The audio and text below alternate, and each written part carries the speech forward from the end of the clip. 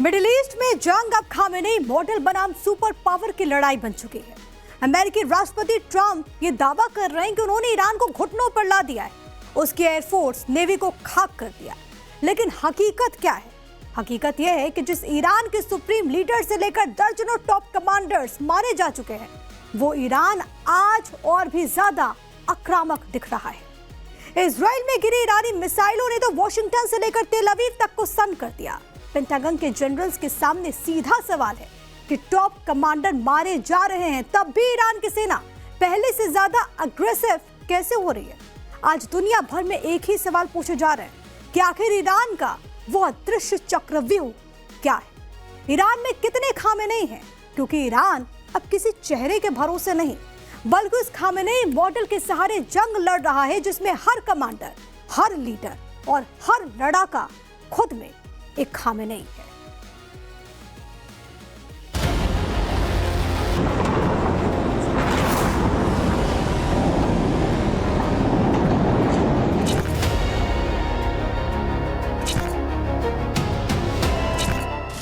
But we've defeated the enemy, and they are an enemy. Well, look, we can have dialogue, but I don't want to do a ceasefire. ना Iran surrender कर रहा है और ना ही अमेरिकी राष्ट्रपति Trump इस बारूदी जंग के सिकंदर बन पा रहे हैं। जिस दिन से जंग छिड़ी, आए दिन ट्रंप नए नए दावे करते रहते हैं। कभी ईरान को हराने का बड़ा दावा कर देते हैं, कभी ईरान को पूरी तरह से मिटा देने की बात कहते हैं और कभी बातचीत का झुंझुना। लेकिन ट्रंप की अब तक की हर धमकी, हर दाव बेअसर साबित हुए। लिहाजा ट्रंप ने ईरान को अब 48 घंटे का अल्टीमेटम दे दिया है, जिसके पलटवार में ईरान ने भी जैसे को तैसा की धमकी दे डाली। ईरान की यह धमकी तब आ रही है जब इस जंग की एंट्री 23वें दिन हो चुकी है, जब अमेरिका और इजराइल हमले में ईरानी सत्ता का ढांचा बुरी तरह से हिल चुका है। ऐसे में सवाल ये उठ रहे हैं कि इस जंग में सुप्रीम लीडर खामेनेई समेत कई टॉप लीडर्स और कमांडर्स के मारे जाने के बाद भी ईरान इतनी मजबूती से कैसे डटा हुआ है? ईरान का डिफेंस और इंटेलिजेंस सिस्टम अब भी इतना एक्टिव कैसे? अमेरिका और इजराइल जैसे देशों के सामने किस ताकत के दम पर ईरान युद्ध को इतना लंबा खींच पा रहा है? इन सारे सवालों से इतर सबसे बड़ा सवाल यह गूंज रहा है कि ईरान में कितने खामेनेई हैं, क्योंकि अमेरिका इजराइल के हमलों में ईरान के टॉप लीडर्स और टॉप कमांडर्स मारे जा रहे हैं। लेकिन हैरानी की बात यह है कि ईरान का सिस्टम नहीं टूट रहा, बल्कि ईरान और ज्यादा आक्रामक हो रहा, क्योंकि यहां के सिस्टम में हर लेयर पर खामेनेई मॉडल पर काम कर रहा है। और ट्रंप को यह लड़ाई इसलिए महंगी पड़ रही है क्योंकि वो एक चेहरा को निशाना बना रहे, जबकि सामने हजारों चेहरे खड़े हैं। ईरान की वॉर स्ट्रेटेजी को देखकर लग रहा है कि वहां जंग सिर्फ सेना नहीं लड़ती, बल्कि जंग एक सोच लड़ती है, एक सिस्टम लड़ता है। और उस सिस्टम में हर लेयर, हर यूनिट, हर कमांडर एक खामेनेई की तरह काम करता है। इसीलिए दावा किया जा रहा है कि ईरान अस्तित्व बचाने से ज्यादा जंग का रुख मोड़ने की जद्दोजहद में लगा हुआ है। 23 दिन बीत चुके हैं, ईरान का बारूदी जोश खत्म नहीं हुआ, बल्कि उसके हौसले और बुलंद होते जा रहे हैं। रविवार की सुबह इजराइल पर ईरान के बैलिस्टिक मिसाइलों के हमले की ये तस्वीरें एक बड़ा संदेश दे रही हैं कि ईरान पीछे हटने के मूड में नहीं है। बीती रात ईरान की बैलिस्टिक मिसाइलों ने इजराइल के डिमोना और अराद जैसे शहरों को निशाना बनाया, जहां इजराइल के सबसे संवेदनशील ठिकाने मौजूद हैं। इन हमलों में 300 से ज्यादा लोगों के घायल होने की खबर है। जिस तरीके से ईरान ने अपने मिसाइल इस्तेमाल किए हैं और ड्रोन्स, वो एक कैलिब्रेशन में किए हैं, और इसीलिए हम देख रहे हैं कि अभी 2-3 दिन से जिस तरीके से ईरान ने अपनी मिसाइल्स दागे इजराइल के ऊपर, उनका एयर डिफेंस सिस्टम उसको रोक नहीं पा रहा है। तो इसको आने वाले वक्त में हमको लगता है, इसको ऐसा लगता है कि इजराइल और यूएसए का दोनों का लॉजिस्टिक स्टेमिना खत्म होते जा रहा है। सीज फायर की तरफ वो बढ़ना चाहते हैं, बट ईरान शायद अभी एक्सेप्ट नहीं करेगा। मलबे में तब्दील इमारतें गवाही दे रही हैं कि ईरान अब सिर्फ बचाव नहीं कर रहा, बल्कि वो इजराइल की सबसे संवेदनशील नब्ज पर वार कर रहा है। यानी ईरान अब सिर्फ जवाब नहीं दे रहा है, बल्कि जंग का रुख मोड़ने की कोशिश में है। सवाल ये उठता है कि क्या ईरान रुकेगा अगर अमेरिका रुक जाए? ईरान ने तो पहले पिछले 47 साल से यही कह रहा है कि death to Israel, death to America, और बड़ा शैतान छोटा शैतान। ईरान ये सटीक हमले तब कर पा रहा है जब उसके supreme leader Ayatollah Ali Khamenei से लेकर उनके करीबी सलाहकार और सेना के कमांडर्स तक कोई भी महफूज नहीं बच पाया। 28 फरवरी को अमेरिका इजराइल के शुरुआती हवाई हमलों में ईरान के सुप्रीम लीडर खामेनेई मारे गए। इसी हमले में खामेनेई के करीबी सुरक्षा सलाहकार अली शमखानी मारे गए। शमखानी ईरान की सुरक्षा और परमाणु नीति के प्रमुख चेहरा थे। खामेनेई की मौत के बाद ईरान को और भी बड़े झटके लगे। हमलों में IRGC के commander in chief Mohammad Pakpour, defence minister Aziz Nasirzadeh, इनकी भी मौत हो गई। खुफिया प्रमुख सलाह असादी और एडवांस्ड वेपन प्रोग्राम के हेड हसन जबाल अमेलियन भी मारे गए। और फिर 17 मार्च को ईरान की सिक्योरिटी काउंसिल के सचिव अली लारीजानी भी इजरायली हमलों में मारे गए हैं। इसी हमले में बासिज पैरामिलिट्री फोर्स के कमांडर गुलाम रजा सुलेमानी भी मारे गए। अमेरिका इजराइल के हमलों में मारे जाने वालों में ईरानी मिलिट्री ब्यूरो के प्रमुख मोहम्मद शिराजी और आर्म्ड फोर्सेस के chief of staff Sayyid Abdul Rahim Mousavi भी शामिल हैं। टॉप लीडर्स और टॉप कमांडर्स के मारे जाने के बावजूद ईरान की सैन्य कमान प्रभावित नहीं हुई और वो पहले से ज्यादा आक्रामक तरीके से हमले कर रहा है। तो सवाल ये कि अब ईरान में वॉर स्ट्रेटेजी कौन बना रहा है? ईरान में प्रोलॉन्ग्ड वॉर थ्योरी कौन तैयार कर रहा है, जिसके दम पर ईरान दावे कर रहा है कि वो लंबे समय तक जंग लड़ सकता है?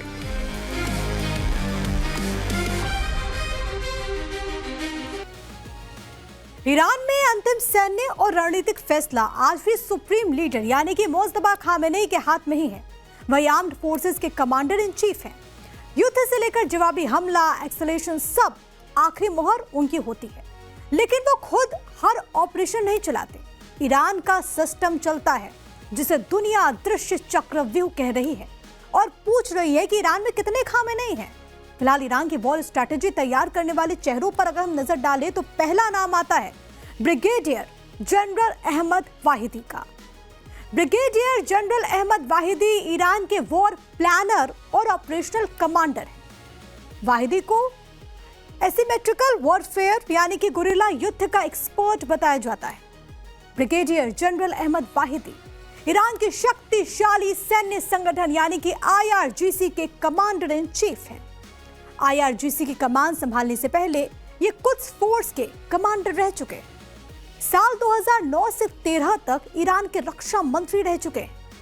साल 2021 से 24 तक गृह मंत्री के तौर पर भी उन्होंने काम किया है। Brigadier general Ahmad Vahidi America और इजराइल की हिट लिस्ट में सबसे ऊपर है, टॉप है। CIA और मोसाद भी अब तक नुकसान नहीं पहुंचा पाई। ईरान की वॉर स्ट्रैटेजी बनाने वालों में दूसरा बड़ा नाम है जनरल मोहसन रेजाई का, जो कि IRGC और पॉलिटिकल सिस्टम के बीच ब्रिज की तरह काम करते हैं। जनरल मोहसन रेजाई ने ईरान को सीधी लड़ाई से निकालकर स्मार्ट वॉरफेयर की राह पर डाला। General Mohsin Rezaei supreme leader Mustafa Khamenei के मौजूदा सैन्य सलाहकार हैं। ईरान की वॉर स्ट्रैटेजी के आर्किटेक्ट्स में इनकी गिनती होती। वॉर स्ट्रैटेजी के साथ साथ सैन्य रेजिस्टेंस की रणनीति बनाने में माहिर हैं। गुरिल्ला और प्रॉक्सी वॉरफेयर के माहिर रणनीतिकार माने जाते हैं general Mohsin Rezaei. Strategic thinker और पावर सर्किल का हिस्सा रहे। कमांडर इन चीफ के तौर पर IRGC को मिलिट्री पावर उन्होंने बना दिया है।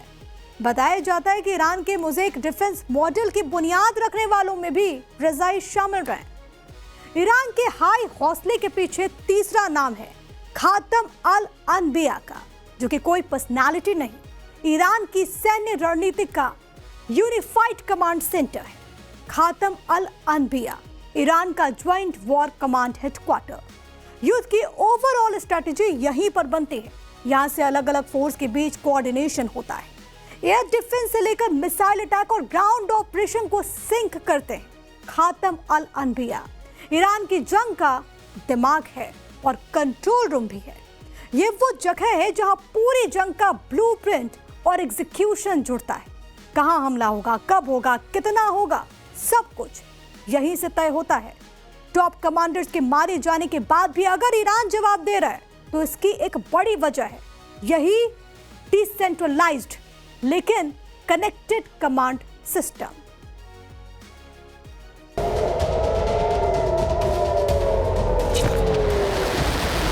अमेरिका और इजराइल से लोहा ले रहे ईरान में मुस्तफा खामेनेई और उनके भरोसेमंद इनर सर्कल के हाथ में पूरी कमान है।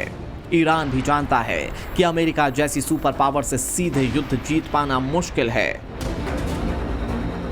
इसीलिए उसकी मौजूदा रणनीति अब सीधे जंग से हटकर हजारों घाव देने की है। इसके लिए इनडायरेक्ट वॉर यानी कि प्रॉक्सी, मिसाइल अटैक, साइबर और मल्टी फ्रंट स्ट्रेटेजी, ईरान इसी मॉडल पर आगे बढ़ता दिख रहा है और कम संसाधनों के बावजूद वो बड़े और ताकतवर दुश्मनों को कई मोर्चों पर उलझाए हुए है। एक्सपर्ट का कहना है कि ईरान का मकसद इस युद्ध में जीत हासिल करना नहीं है, बल्कि उसका असली मकसद है डराना, अपने अस्तित्व को बचाना और युद्ध के बाद के लिए शर्तें तय करवाना।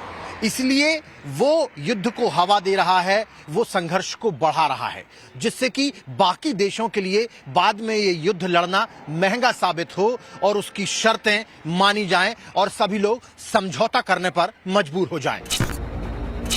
जब से ईरान ने हिंद महासागर में अमेरिका ब्रिटेन के joint army base Diego Garcia पर IRBM मिसाइल दागी, दुनिया को भी ईरान की ताकत का अंदाजा हो चुका है। अब तो इजरायली डिफेंस फोर्स ने चेतावनी दी है कि ईरान की रेंज में जर्मनी, इटली और फ्रांस भी आ चुके हैं। दूसरी तरफ अमेरिकी राष्ट्रपति डोनाल्ड ट्रंप दावा करते रह गए कि वो युद्ध जीतने के करीब हैं। But we've defeated the enemy, and they are an enemy. They're a sick group of people. The leadership is gone, the Navy is gone, the Air Force is gone, the anti-aircraft equipment that they have, the radar they have is all gone, everything's gone. Trump भले ही दावा कर रहे हैं, लेकिन जमीनी हालात कुछ और ही संकेत दे रहे हैं। अमेरिका के दावों और ग्राउंड रियलिटी के बीच खाई बढ़ती जा रही है। उधर ईरान में पुराने कमांडर्स की जगह अब युवा और ज्यादा आक्रामक अधिकारी जगह ले रहे हैं जो गुरिल्ला वॉर में माहिर हैं। और ईरानी कह रहे हैं कि आयतुल्लाह अली खामेनेई भले ही आज जिंदा नहीं है, लेकिन उनकी बनाई रणनीति आज भी हर मोर्चे पर लड़ रही है। या यूं कहे कि ईरान एक बिना सिर वाले शरीर की तरह लड़ रहा है, जिसके हर ऑर्गन के पास अपना दिमाग, अपनी ताकत है। और अब तो ईरान रेड लाइंस की परवाह भी नहीं कर रहा है। ईरान की रेगुलर आर्मी आर्टेज और IRGC के अलावा कुद्स फोर्स, बासिज मिलिशिया और प्रॉक्सी नेटवर्क यानी कि हिजबुल्लाह से लेकर हूती तक हर लेयर एक खामेनेई की तरह काम कर रही है।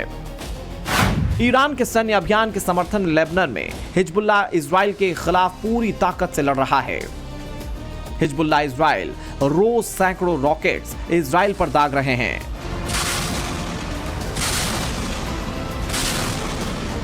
इसके चलते इजराइल को एक साथ 2 मोर्चों पर जंग लड़नी पड़ रही है।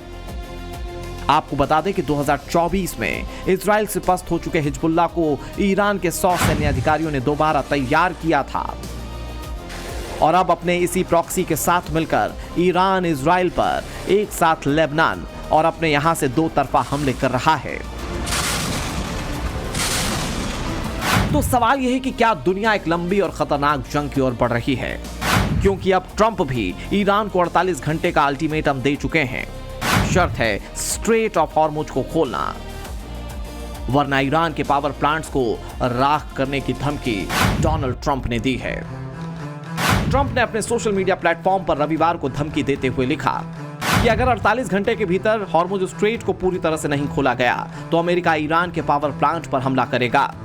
शुरुआत सबसे बड़े प्लांट से होगी। ईरान ने भी चेतावनी दी है कि अगर उसके पावर प्लांट को निशाना बनाया गया तो वो मिडिल ईस्ट में अमेरिका और इजराइल से जुड़े सभी एनर्जी इंफ्रास्ट्रक्चर पर हमले करेगा। ईरान ने साफ कह दिया है कि अगर उसके एनर्जी इंफ्रास्ट्रक्चर को छुआ तो पूरे मिडिल ईस्ट में अमेरिकी अड्डों का नामो निशान मिटा दिया जाएगा।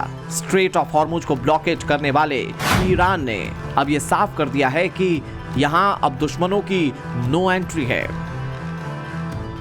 तो ईरान अब पॉलिसी बना रहा है स्ट्रेट ऑफ हॉर्मुज से शिप्स को जाने देने की। उसकी पॉलिसी में अब ये हो रहा है कि जो देश दुश्मन नहीं है उनके टैंकरों को हमें जाने देंगे, और ये बिल को कानून बनाने के प्रयास में है ईरान अपनी पार्लियामेंट में।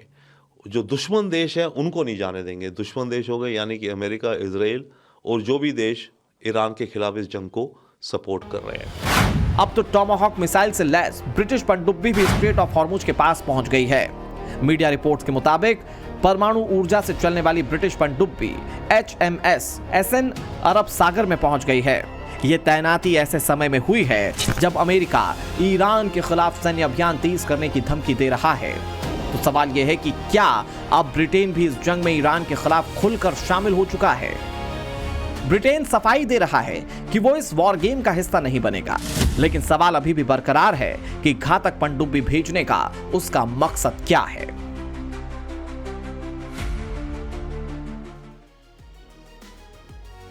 माना यह जा रहा है कि अगर लड़ाई बढ़ती है तो ब्रिटिश सेना की ये न्यूक्लियर पावर्ड सबमरीन ईरान पर हमला कर सकते हैं।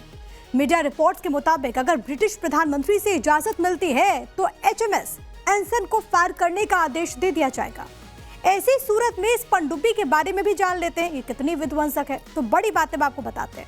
ब्रिटेन ने हॉर्मुज के पास अरब सागर में HMS एसन नाम की इस पनडुब्बी को तैनात किया है। टॉमहॉक ब्लॉक 4 लैंड अटैक मिसाइलों से लैस है ये सबमरीन।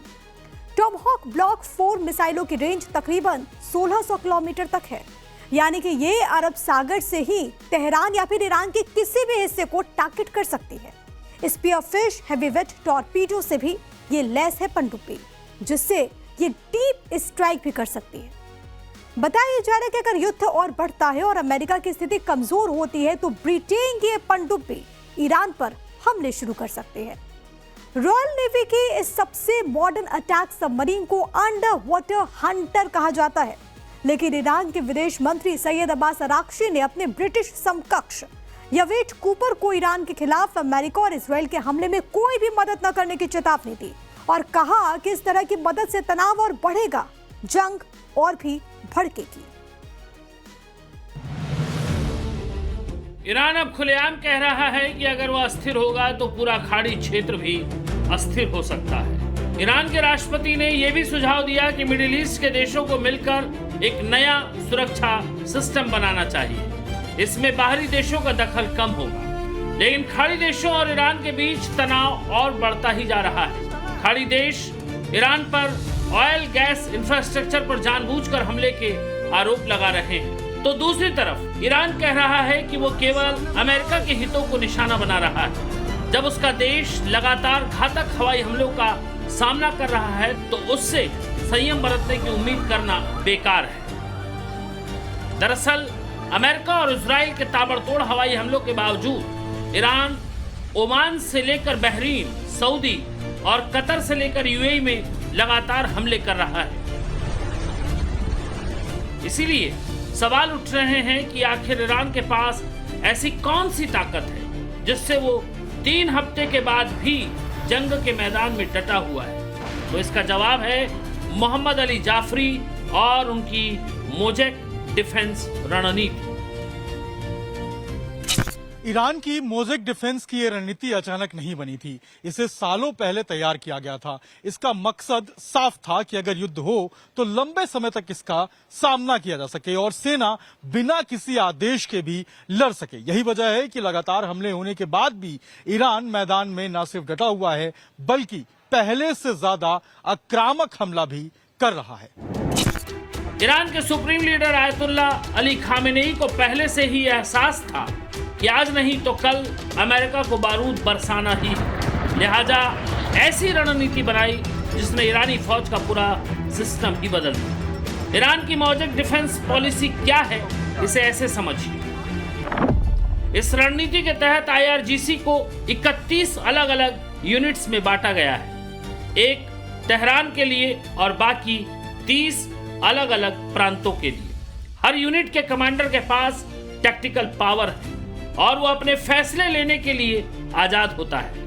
ये कमांडर खुद तय कर सकते हैं कि उन्हें मिसाइल दागनी है या ड्रोन, गुरिल्ला युद्ध करना है या फिर कैसे युद्ध लड़ना है। और इसके लिए ईरानी सेना के कमांडर को किसी से इजाजत लेने की जरूरत नहीं होती।